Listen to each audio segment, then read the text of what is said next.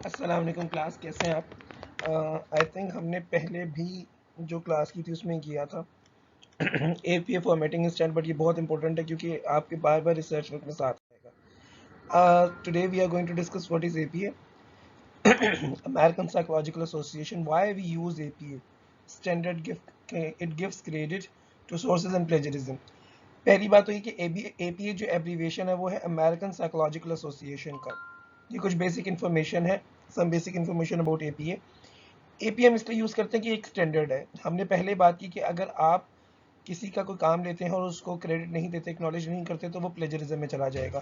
तो स्टैंडर्ड को फॉलो करते हुए हम एपीए से स्टाइल से रेफरेंस करते हैं. हम इसके थ्रू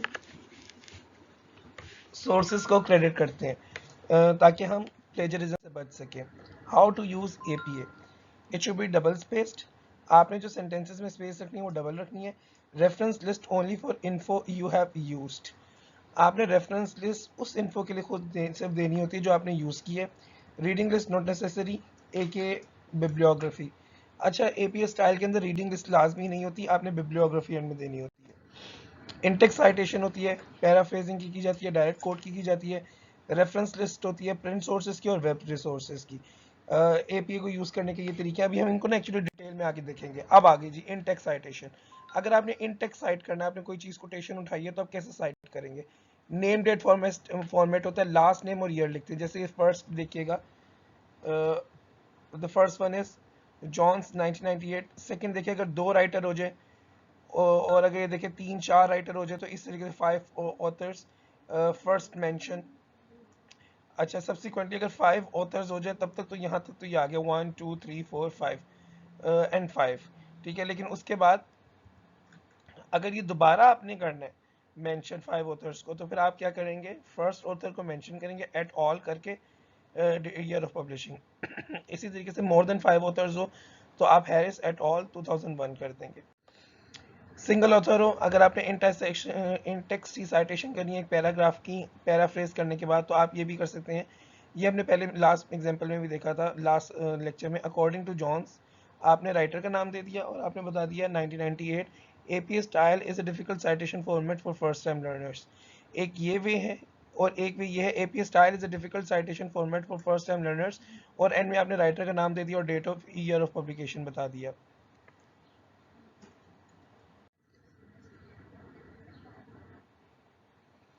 अब ये इंटेक्स साइटेशन देखिएगा अगर मल्टीपल ऑथर्स हो. According to Pitt and Jolly, अब देखिए दो राइटर्स और आप डायरेक्ट साइट कर रहे हैं.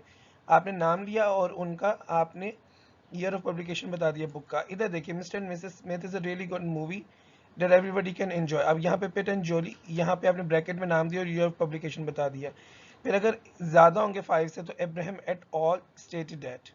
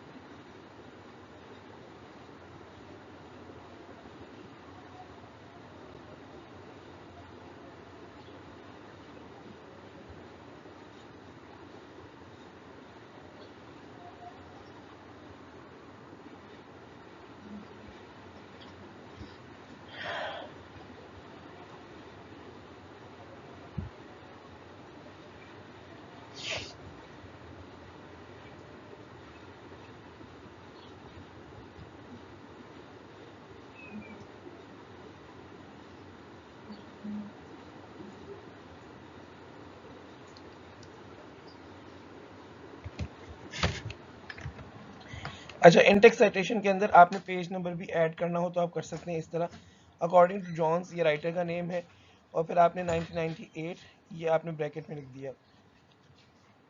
स्टूडेंट्स ऑफन, अब ये डायरेक्ट आप कोट करें क्योंकि इन्वर्टेड कॉमर्स में डायरेक्ट कोट है। Students often had difficulty using APA style especially when it was their first time.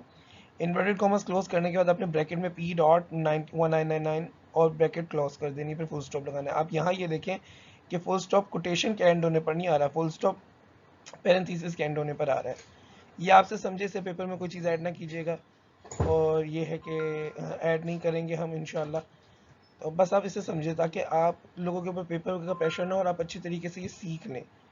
तो ये पेज हो गया, और अगर पेज नंबर सीरीज हो तो 199 डैश डाल के हम बाकी फिर जहाँ तक पेज होता है वहाँ तक, जैसे फॉर एग्जांपल 207 तक होता तो 207 लगाते हैं, पर वो डायरेक्ट कोट में इतना बड़ा आप कोट नहीं करते हैं, हम वो पैराफ्रेज के टाइम करते हैं। Based on research, she found that students often had difficulty using APA style, especially when it was their first time. अब यहाँ देखिए राइटर का नाम है, याद रखिएगा राइटर का लास्ट नेम होता है, 1998 year of publication of the book और पेज नंबर, ये सारा साथ आ गया। अब इंटेक्स साइटेशन में देखिएगा titles of books and reports are italicised और अंडरलाइंड। ये देखिए या तो आपने इटैलिसाइज करना है या अंडरलाइन करना है जो बुक्स के टाइटल होंगे।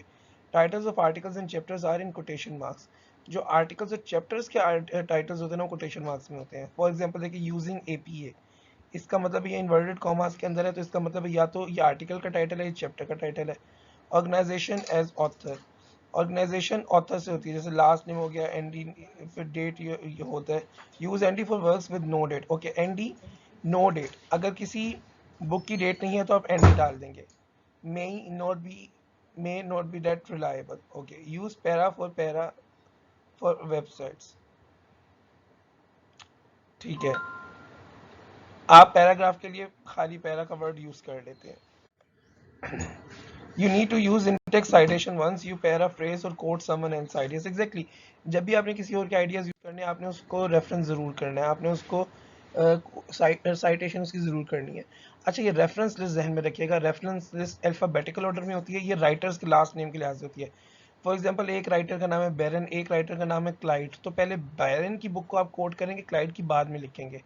हैंगिंग इंडेंट, हैंगिंग इंडेंट होता है कि फर्स्ट लाइन जो होती है वो आपकी, जैसे ये देखिए ये हैंगिंग इंडेंट ही हुआ हुआ है, ये फर्स्ट लाइन देखिए यहाँ से स्टार्ट हो रही है और ये 5 स्पेसेस के बाद स्टार्ट होती है, इसको हम कहते हैं hanging indent. All lines after the first line of each entry should be indented 1/2 inch from the left margin. अच्छा, ये होता है कि जितनी भी आपकी लाइन होती है हर एंट्री की वो 1/2 होती है फ्रॉम द लेफ्ट मार्जिन, ठीक है। ये होता क्या है कि जो आपकी पहली लाइन होती है वो तो यहीं से स्टार्ट होती है, लेकिन अगर आपका रेफरेंस दूसरी या तीसरी लाइन में जा रहा हो, एक बुक की बात, हर बुक बात हो रही है, फॉर एग्जांपल आप बैरन की बुक कर रहे हैं और बैरन की बुक 3 लाइंस पर आपने वो किया है, रेफरेंस आया उसका, अमूमन लाइन 3 से 5 लाइनों में रेफरेंस आ जाता है, तो पहली लाइन तो यहीं से स्टार्ट होगी, लेकिन दूसरी और तीसरी लाइन होगी वो 5 से इंडेंट होगी। इसी तरह नेक्स्ट ऑथर की भी इंडेंट होगी। ये बड़ा आसान होता है, आप सारों को रेफरेंस करके कॉपी पेस्ट कर सॉरी सेलेक्ट करके एक इंडेंट वाला होता है 5 वाला, जब आप 0.5 इंडेंट करते हैं तो वो ऑटोमेटिकली फर्स्ट लाइन को छोड़ के सेकंड थर्ड जितनी भी आपकी लाइंस होती हैं उनको ऑटोमेटिकली वो इंडेंट कर देते हैं। अच्छा, ऑथर्स नेम्स आर इन्वर्टेड, ये बात हमने पहले ही अभी की थी कि ऑथर का जो नाम होता है वो इन्वर्टेड होता है, लास्ट नाम हम पहले करते हैं। रेफरेंस लिस्ट, अब ये देखिए बुक की रेफरेंस लिस्ट आप इस तरह करेंगे, ऑथर ए, ये ऑथर का लास्ट नेम पहले आ जाएगा, बाकी जो नेम थे उसके अगर फर्स्ट नेम एक या दो हैं तो वो आप फर्स्ट लेटर के साथ फुल स्टॉप लगा देंगे। ईयर ऑफ पब्लिकेशन आपने ब्रैकेट में लिखना है, फिर title of work capital letters also for सब टाइटल, आप एक टाइटल वर्क है जिसके अंदर सब हेडिंग भी है तो सब हेडिंग में भी आप कैपिटल लेटर्स यूज करेंगे। फिर लोकेशन और पब्लिशन,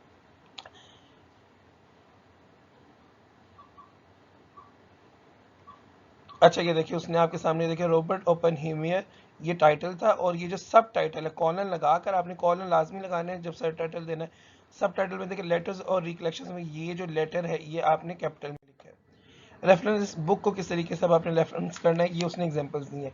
अब ये देखिए फेल्टन, लास्ट नेम पहले एस आ गया, फिर ये उसने ब्रैकेट में लिखा, फिर मेसी नो मोर, ये बुक का नाम है, देखिए टेलीसाइज कर दिया। यूके प्लेस, और ये किसने पब्लिश की, ये पब्लिशर का नाम आ गया। इसी तरीके से ये देखिए यहाँ दो ऑथर्स हैं, दो ऑथर्स के साथ वही सारा उन्होंने जो पैटर्न है उसको फॉलो किया। अब अगर कोई एडिटेड बुक हो, यानी बुक जिसको बाद में एडिटर ने एडिट किया हो, तो पहले आप राइटर का नाम लिखेंगे, फिर उसके बाद आप एडिटर का नाम लिखे eds डॉट कर देंगे, फिर वही पब्लिशिंग डेट है, उसके बाद वही नाम है, देखिए टेलीसाइज हुआ है, कहाँ पब्लिश हुई और किसने पब्लिश की, पब्लिशर ये देखें। फिर उसके बाद दोबारा आप ये देखें राइटर का नाम है और जो एडिटर का नाम है उसके बाद एडिटर का नाम है, फिर वही पैटर्न फॉलो हुआ है। ये पैटर्न कोई इतना मुश्किल नहीं है, लोगों ने रेफरेंसिंग को पता नहीं कहाँ बनाया हुआ है। मैं तो शुरू में रेफरेंसिंग का जो तरीका था ना वो था कि याद कर लो, मैंने याद किया और अल्लाह का शुक्र है मुझे याद रहा, और वो इतना कोई मुश्किल नहीं है, आप 2-3 दफ़ा प्रैक्टिस करें आपको याद हो जाता है। अच्छा, अगर आपने एक बुक का चैप्टर रेफरेंस करना है तो किस तरह करेंगे, ऑथर का नाम, ऑथर बीबी, अगर दो ऑथर्स हैं फिर ईयर, टाइटल ऑफ चैप्टर इन लिख कर, अगर तो एडिटेड है तो एडिटर और एडिटर ए एडिटर बी एडीएस, फिर टाइटल ऑफ बुक आप देंगे, पेजेस ऑफ चैप्टर, लोकेशन हम ये देख लें। ऑथर का नाम, दो ऑथर्स थे, ईयर ऑफ पब्लिकेशन, फिर men's and women's gender role journey, ठीक है। ये टाइटल ऑफ चैप्टर है, metaphor for healing, transition, transformation in, और ये बुक एडिटेड भी थी तो ये अब एडिटर्स का नाम लिखकर ये अब बुक का नाम है, gender issues across the life cycle, और ये देखिए इटैलिसाइज्ड है। फिर पेजेस आ गए, फिर प्लेस आ गई और पब्लिशर का नाम आ गया। ये थोड़ी सी चीजें आप एक दफा तैयार करने तो आपको भूलती नहीं है। फिर चैप्टर इन अ बुक, अगर चैप्टर बुक का चैप्टर है, author, author year, title of chapter in editors, ठीक है, title of book, pages of chapter, location, publisher, बिल्कुल वैसे ही है। In this case using B dot Pitt as an example, authors name should be written as Pitt dot B but editors name should be Pitt. अच्छा, author का name तो वो उस तरह होगा जो हमने तरीका से देखा था कि लास्ट नेम पहले होगा, फिर फर्स्ट नेम जो है आगे कैपिटल करके डॉट कर देंगे, लेकिन जो एडिटर का नेम होगा वो हम सही तरीके से लिखेंगे, ठीक है, बी डॉट जो भी एडिटर का नेम है। रेफरेंस लिस्ट, रेफरेंस बुक्स, अगर आपने इंसाइक्लोपीडिया की कोई एंट्री लानी है या करनी है तो किस तरह करेंगे, ये देखिए इंसाइक्लोपीडिया है तो क्या करेंगे हम, ये देखिए entry Burgman PG 1993 relativity in the new encyclopedia Britannica.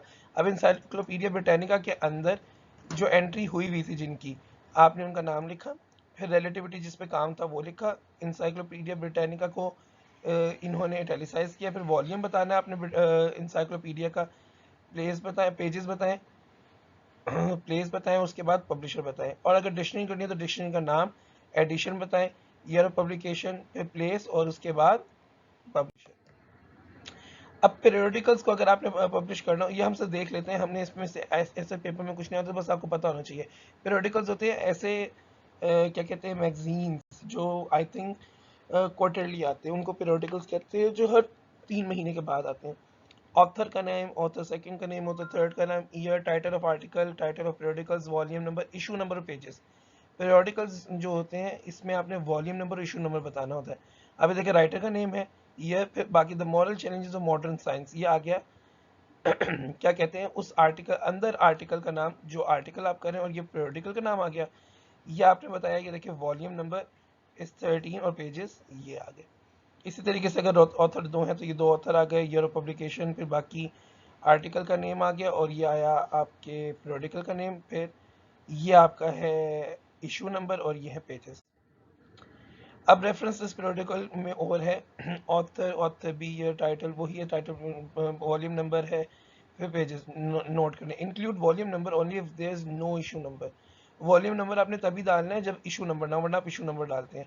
Volume number is in italics, volume number italics में होगा। No space between volume number and the parenthesis brackets for issue number, issue number के लिए आप कोई space नहीं देते volume number और parenthesis में। अब न्यूज़पेपर से अगर आपने कोई चीज़ आपने क्या कहते हैं रेफरेंस करनी है तो किस तरह करेंगे। सबसे पहले जो आर्टिकल है, जैसे अगर आपने ऑथर इज नॉन, अगर ऑथर जानते हैं आप तो ऑथर का नाम, ये फिर आपने ये भी बताना है कि उसने वो आर्टिकल वगैरह किस मंथ में और किस डेट पे लिखा। Obesity affects economic social status, ठीक है, ये आर्टिकल का नाम है, द वॉशिंगटन पोस्ट ये न्यूज़पेपर का नाम है, पेज A1 A4, ठीक है। अगर ऑथर का नाम नहीं पता हो तो new drug appears to sharply cut risk of death from heart failure, ये उसने सीधा आर्टिकल का नाम लिखा है। उसके बाद पब्लिशिंग डेट पूरी देखे लिखी है, ईयर लिखा है, मंथ लिखा है, डे लिखा है, फिर द वॉशिंगटन पोस्ट जो न्यूज़पेपर है वो लिखा और पेज लिख दिया। ओके, अगर ऑनलाइन आर्टिकल्स को आप करेंगे, बड़ा एक इशू आता है कि ऑनलाइन आर्टिकल्स को हम किस तरह करें। ऑनलाइन आर्टिकल्स के लिए एक अहम चीज़ जो ऐड हो जाती है बस वो ये हो जाती है कि रिट्राइव्ड फ्रॉम ये कर देते हैं आप ऐड। जब आप कोई पेज ऐड करते हैं ना तो उसके ऊपर एक एड्रेस आ रहा होता है URL www. something, वो आपने यहाँ ऐड करना होता है। वही पैटर्न है, देखिए author name, author B, date of publication, title of article, title of online periodical, volume number, issue number. बस आपने क्या ऐड करना है, ये लिखना है आपने रिट्राइव्ड मंथली डे ईयर फ्रॉम, जो भी ये लिखकर, वैसे ये तो नहीं लिखते, सिर्फ इतना लिखते हैं रिट्राइव्ड फ्रॉम, और उसके बाद आप ये उसका वहां से कॉपी करके एड्रेस दे देते हैं। अब ये देख लें, राइटर का नाम, ईयर ऑफ पब्लिकेशन पे 10 tips on writing the living web, a list part for people who make websites, title of article आ गया, फिर टाइटल ऑफ ऑनलाइन पीरियोडिकल आ गया, फिर इशू नंबर आ गया। अब रिट्राइव्ड, हाँ ये डाल सकते हैं आप रिट्राइव्ड, वैसे ये अमूमन ना उसमें खुद ही लिखा आ जाता है, लेकिन आप डाल दीजिएगा रिट्राइव्ड मई 2006 फ्रॉम, यस रिट्राइव फ्रॉम के बाद आपने वो जो एड्रेस है, वेब एड्रेस, वो लिख दिया। वेबसाइट्स को अगर करना हो तो आप ये देखिए, डिजिटल लाइब्रेरी फेडरेशन, ये वेबसाइट का नेम है, आपने इसको करना है, फिर ये लिखना है इसका working definition of digital library, जिस चीज़ पे काम किया, जो आर्टिकल कोई अगर आपने लिए वो है, फिर इसकी भी आपने ये लिखना है, डेट लिखना है, फिर रिट्राइव्ड अक्टूबर डेट लेके फ्रॉम और उसका एड्रेस दे देना है। इसी तरीके से ये भी है, ये जो वेबसाइट का नाम है, जो वेबसाइट का अगर कोई चलाने वाला वेबसाइट कोई ब्लॉग पे है, ब्लॉगर है, कोई राइटर है उसका, तो उसका नाम, फिर ईयर, फिर beyond language culture predispositions in business correspondence, a retrieved January 19 2008 from, और आपने वेब का एड्रेस दे दिया। अगर विकीपीडिया से करना, विकीपीडिया को एक अच्छा सोर्स नहीं माना जाता। लिटिल बॉय, ये आर्टिकल का आई थिंक नाम है, 2008 मार्च 19 इन विकीपीडिया, द फ्री इंसाइक्लोपीडिया, ये वो क्या कहते हैं उसका नाम आ गया। पीरियोडिकल का रिट्राइव्ड डेट डाल के फ्रॉम आपने ये एड्रेस लास्ट में देना है। Although strictly speaking, you should not be listing Wikipedia as your one of your references. It's okay to use it as a starting point for your research, but देखा ये बात मैं आपसे पहले कही, तो विकीपीडिया बहुत ही बुरा सोर्स माना जाता है, तो गलती से भी यूज ना कीजिएगा।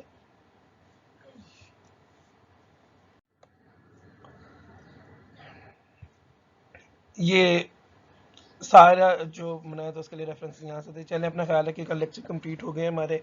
ये बहुत अच्छा एक और सेशन रहा आप लोगों के साथ, तो माशाल्लाह हर चीज़ अच्छी गुजरी है ज़िंदगी में। तो मेरी दुआएं आप लोगों के साथ हैं, कोई मसला हो कुछ हो तो ज़रूर शेयर कीजिएगा, अपना ख्याल रखिएगा। अल्लाह हाफ़िज़।